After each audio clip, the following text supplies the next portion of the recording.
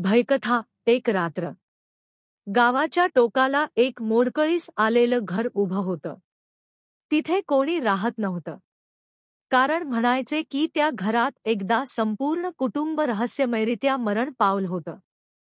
गावकरी अजूनही रात्री त्या घराच्या दिशेने पाहायलाही घाबरायचे. एकदा अमित नावाचा तरुण शहरातून गावात आला. तो खूप धाडसी होता.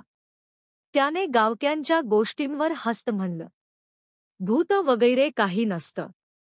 मी त्या घरात एक रात्र काढून दाखवतो. रात्रीची वेळ आली. चंद्रप्रकाश फिकट होत चालला. अमित हातात टॉर्च घेऊन त्या घरात गेला. आत धूळ, कोळ्याची जाळी आणि जुनाट वास दरवळत होता. तो हस्त पुटपुटला, फालतू भीती. पण जसा घड्याळाचा काटा 12ला पोहोचला, तसंच त्याच्या टॉर्चचा दिवा थरथरला आणि विझला. अचानक अंधारात पावलांचे आवाज घुमले.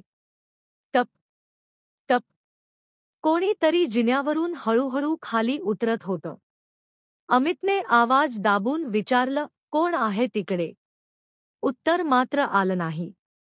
फक्त कुजबुजणारा आवाज, एक रात्र माझ्यासोबत काढ. त्याने टॉर्च चालू करण्याचा प्रयत्न केला. दिवा लागला आणि क्षणभर त्याने पाहिलं. जुनाट साडी घातलेली, चेहरा अर्धवट जळालेली स्त्री जिन्यावर उभी होती. तिचे डोळे लाल पेटलेले. अमित मागे सरकला, पण दार बंद झालं होतं. खिडकीच्या काचा आपोआप आपटू लागल्या. तो किंचाळत दार उघडायचा प्रयत्न करत होता. तेवढ्यात ती स्त्री झपाट्याने त्याच्यासमोर आली. तिचा चेहरा अगदी जवळ होता. तिने थंड श्वास टाकत कुजबुजलं, ज्यांनी मला एकटी सोडलं, त्यांना मी कधीच सोडलं नाही. आता तूही नाही. आणि क्षणात दिवा पुन्हा बंद झाला.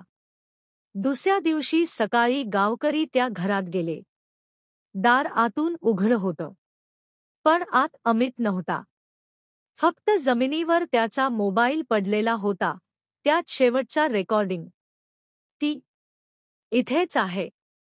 एक रात्र संपतच नाहीये.